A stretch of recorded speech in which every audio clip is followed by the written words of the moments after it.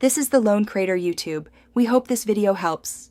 You begin by installing and verifying YouTube DL so you can download immediately. Install with pip or your package manager, then run YouTube DL version to confirm. You want Python 3.7 or later on path so the tool runs from any terminal. Once done, test a short video URL to see output and headers. This confirms network and site access. If it fails, you'll know whether the problem is installation, environment, or site changes, so you can fix the right layer next. Now you choose format and output to get the file you need. Use FBest or combine Best Video plus Best Audio to download highest quality or specify a format code for exact codec and resolution. Use O with a template like %uploader s/%title s, %ext s so files land in organized folders.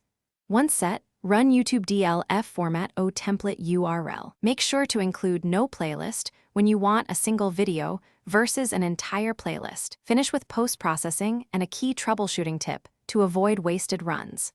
Use extract audio format MP3 to convert downloads into MP3, and use merge output format MP4 when Best Video and Best Audio downloads separately.